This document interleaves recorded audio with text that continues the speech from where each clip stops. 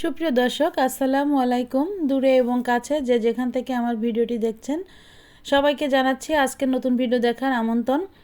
তো আজকের ভিডিওটির কিন্তু একটু অন্যরকম, আর এই রেসিপিটি কিন্তু খুবই মজার, খেতে কিন্তু দারুণ লাগে। যদি এভাবে রান্না করেন তাহলে তো কোনো কথাই নেই।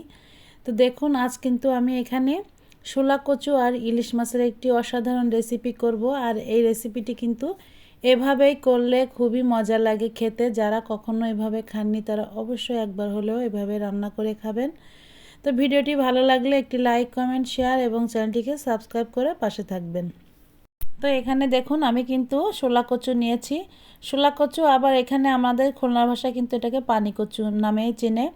কেউ কেউ কত কত অঞ্চলে কিন্তু এটা শোলা কচু হিসাবেও জানে। তো যে যেটাই বলুক না কেন, আপনারা যদি শোলা কচু হিসাবে জানেন তো এটা শোলা কচুই। তো দেখুন, এই কচুটা কিন্তু খুব ভালো করে ছেলে নিতে হবে। আমি যেভাবে ছেলতেছি, তো একটু বেশি বেশি করে ছেলে ফেলে দিলে কচুটা কিন্তু গাল ধরার ভয় থাকে না। আর এই শোলা কচুটাতে কিন্তু গাল ধরে না। আপনার এটা মান কচু না, যে মান কচু অনেক সময় দেখা যাচ্ছে গাল ধরার একটা ভয় থাকে। তো দেখুন, আমি কিন্তু এইভাবে মোটা মোটা করে এখানে পিস করে নিয়েছি। আর এই আজকে যে রান্নাটা করব এইভাবে পিস করেই কিন্তু এই রান্নাটা করলে ভালো লাগে। তো দেখুন, আমি কিন্তু এভাবেই সব একই রকমভাবে বাকি কচুটাও কিন্তু কেটে নিব। তো এই শোলা কচু তো কিন্তু গাল ধরে না, এটা আপনি চোখ বন্ধ করে রান্না করে খেতে পারবেন। এটাতে কিন্তু কোনো রকম গাল ধরার একটা ভয় থাকবে না। তো একটু বেশি করে ছেলে ফেলে দেবেন, তাহলে কিন্তু আরও একটু ভালো হবে। কচুটা এইভাবে ছেলতে হয়। তো এটা কিন্তু আমি এখন ধুয়ে পরিষ্কার করে এখন এখানে লবণ আর হলুদ মেখে নেব। তো দেখুন, কচুটাকে আমি রান্না করার আগে কিন্তু একটু লবণ আর হলুদ মেখে রেখে দিলে হবে কি, কচুটা কিন্তু খুব সুন্দরভাবে লবণটা ঢুকে একটু নরম হয়ে যাবে। আর যখন আমি রান্না করব তো এখানে 10-15 মিনিটের মতো আমি এরকম লবণ হলুদটা মেখে রেখে দেব। তাতে কচুটা অনেকটা নরম হয়ে যাবে। আর যখন আমি এটা তেলে ভাজবো তো তেলে ভাজলেও কিন্তু খুব তাড়াতাড়ি কিন্তু সেদ্ধ হয়ে যাবে। তো দেখুন, এটাকে কিন্তু আমি এইভাবে সুন্দর করে মেখে রেখে দেব। তারপরে আমি রান্নাটা শুরু করব। তো প্রথমে দেখুন, আমি এখানে যে তেলে রান্না করব তেলটা কিন্তু আমি কড়াইতে একবারেই দিয়ে দিয়েছি। কারণ এই কড়াইতেই কিন্তু এই তেলেই কিন্তু আমি পুরো মাছটা ভেজে নেব, কচুটা ভেজে নেব, তারপরে কিন্তু বাকি রান্নাটা করব। তো দেখুন, আমি এখানে তেলটা খুব ভালো করে গরম করে নিয়েছি এবং কচুগুলোকে এইভাবে একে একে তেলের উপরে দিয়ে দিচ্ছি। আর তেলের উপরে দিয়ে উল্টে পাল্টে একটু সুন্দর করে আর কচুগুলোকে হালকা একটু বাদামি বাদামি কালার করে আমি এটা ভেজে নেব।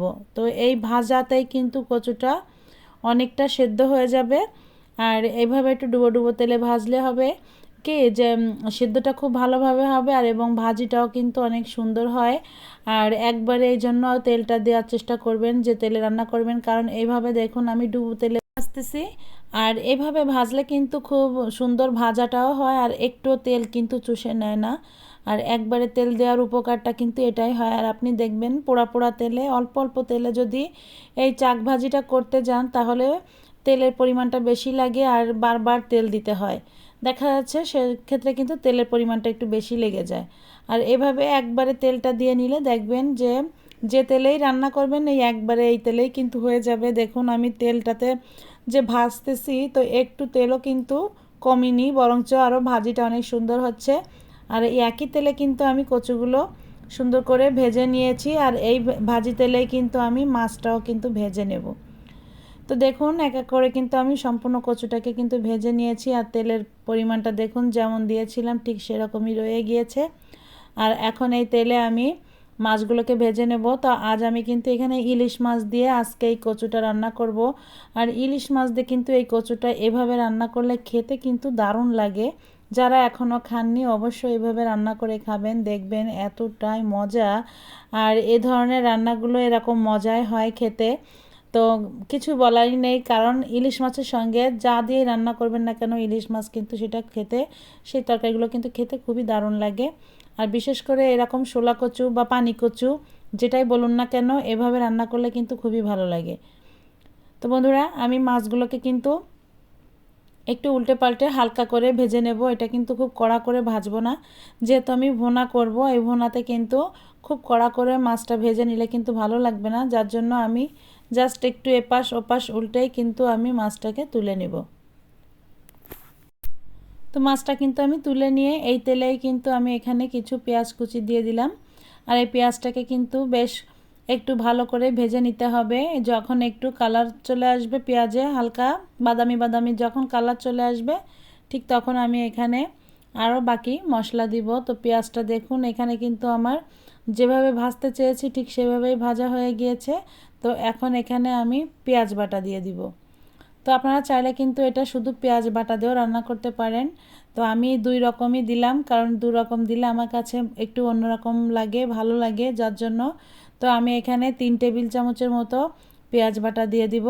তো এই পেঁয়াজের কাঁচা গন্ধটা চলে যাওয়া পর্যন্ত পেঁয়াজটাকে কিন্তু একটু ভালো করে নেড়ে চেড়ে নিব, কারণ বাটা পেঁয়াজটা দিয়েছি যেহেতু, বা আমি যে পেঁয়াজটা ভেজে নিয়েছি সেটার সঙ্গে কিন্তু এই বাটা পেঁয়াজটা দেওয়ার পরে এই বাটা পেঁয়াজটা একটু কাঁচা গন্ধটা চলে যাওয়া পর্যন্ত একটু নেড়ে চেড়ে কষিয়ে নেব। তারপরে এখানে দেখুন হাফ টেবিল চামচ রসুন বাটা দিয়েছি আর হাফ টেবিল চামচ জিরা বাটা দিয়েছি। এখানে কিন্তু আর কোনো মশলা দিব না, ইলিশ মাছে কিন্তু বেশি মশলা লাগে না। আর এখানে দেখুন ঝালের জন্য আমি লাল মরিচের গুঁড়াটা দিয়ে দিয়েছি। তো এখানে উঁচু উঁচু 1 চা চামচের একটু বেশি দিয়ে দিয়েছি ঝালটা। তো ঝালটা আপনারা যে যেমন খাবেন ঠিক সেরকম দিয়ে নেবেন। আর আমি দিয়েছি এখানে লবণ আর হলুদ দিয়ে এখন কিন্তু মশলাটাকে খুব ভালো করে কষিয়ে নিতে হবে। আর ইলিশ মাছে কিন্তু এ ধরনের ভুনা টাইপের মাছে কিন্তু ভুনার ভিতরে কিন্তু আদাটা না দিলেই ভালো হয়, কারণ ইলিশ মাছের সঙ্গে আদাটা এতটা ভালো যায় না। ইলিশ মাছে আদা না দিলেও কিন্তু চলে। আমি যে মশলাটা দিয়েছি শুধু এটা দিয়েই রান্না করলে কিন্তু খুবই ভালো লাগে খেতে। তো আমি দেখুন একটু পানি দিয়ে মশলাটাকে কিন্তু খুব ভালো করে কষিয়ে নিয়েছি। আর মশলাটা কিন্তু এরকম কষাতে হবে যে যখন একটু দেখবেন মশলাটা একটু মানে একটু দলা দলা পেকে আসছে, ঠিক এরকম হবে। ঠিক সেই সময় বুঝতে হবে যে মশলাটা কষানো হয়ে গিয়েছে। তো দেখুন মশলাটা কিন্তু আমার কষিয়ে নেওয়া হয়ে গেছে। এখন কিন্তু আমি এখানে ঝোলের পানি দিয়ে দিব। তো রান্নাটা কিন্তু করা খুবই সহজ আর খেতে কিন্তু দারুণ মজা। আর ইলিশ মাছের সঙ্গে কিন্তু এ ধরনের তরকারি খুব ভালো যায়। আপনি যেটা দিয়েই খাবেন না কেন সেটাই কিন্তু খুব ভালো লাগবে যদি কিন্তু ইলিশ মাছ হয় সঙ্গে। তো দেখুন এখানে কিন্তু আমি পরিমাণ মতো পানি দিয়ে দিয়েছি, কারণ পানিটা একটু আমি বেশি দিয়েছি, কারণ কচুটা যেহেতু আমি রান্না করব, কচুটা যতটুকু শক্ত আছে ততটুকু কিন্তু এই পানিতে কিন্তু সেদ্ধ হয়ে যাবে। এজন্য আমি যতটুকু পানি দিয়েছি এটুকু পানিতেই হয়ে যাবে। তো এখন ভালো করে একটু এই ঝোলটা একটু জাল করে নেব বলক আসা পর্যন্ত। তারপরে আমি এখানে বলক আসলে কিন্তু আমি মাছগুলোকে দিয়ে দিব। এবার মাছটাকে দিয়েছি কিন্তু এখন সুন্দর করে এভাবে একটু নেড়ে চেড়ে খুব ভালো করে এই কচুগুলোকে যাতে একটু ঝোলের ভিতরে ডুবে ডুবে যায় দিয়ে কিন্তু একটু ভালো করে নেড়ে চেড়ে আমি কিন্তু ঢাকা দিয়ে রাখবো। আর চুলার আঁচটা মিডিয়ামে রেখে কিন্তু এই রান্নাটা করে নিতে হবে। এখন যেহেতু আমি ঝোলটা কিন্তু জাল উঠে গিয়েছে আর কচুটা যতটুকু শক্ত শক্ত আছে সেটা কিন্তু এই ঝোলেই হয়ে যাবে। আর এটা কিন্তু ভুনা ভুনা হবে, যার জন্য কিন্তু ঝোলটা কিন্তু আমি শুকিয়ে ফেলবো। আর যতটুকু পানি আমি দিয়েছি এই পানিতেই কিন্তু কচুটা খুব ভালো করে সেদ্ধ হয়ে যাবে। তো এখন ঢাকা দিয়ে আমি কিন্তু রান্নাটা করে নিব, আর এতেই কিন্তু কচুটা খুব ভালো করে সেদ্ধ হয়ে যাবে। তো বন্ধুরা দেখুন কালারটা কত সুন্দর আসছে, দেখতে কিন্তু অনেক সুন্দর লাগছে।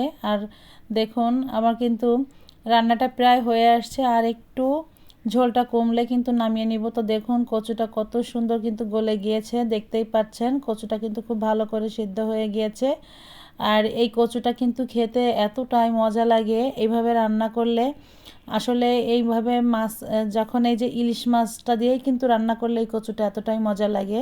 অন্য কোনো মাছ কিন্তু এভাবে কচুর সঙ্গে রান্না করলে কিন্তু এতটা ভালো লাগে না। এই কচুটা যেভাবে আজকে রান্না করেছি এটা শুধু ইলিশ মাছের সঙ্গেই কিন্তু খুবই মজা লাগে এভাবে খেলে।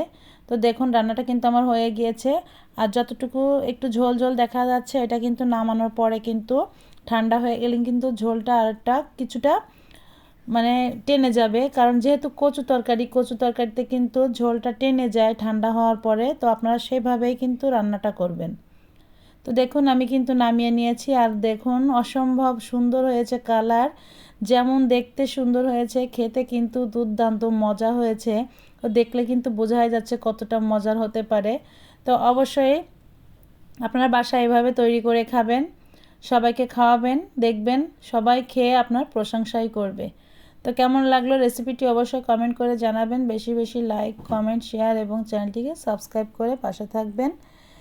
বেল আইকনটি ক্লিক করবেন যাতে আপনি আমার নোটিফিকেশন সবার আগে পেয়ে যান। আজ এই পর্যন্ত, আবারও দেখা হবে নতুন একটি রেসিপি নিয়ে। সবাই ভালো থাকবেন। আল্লাহ হাফেজ।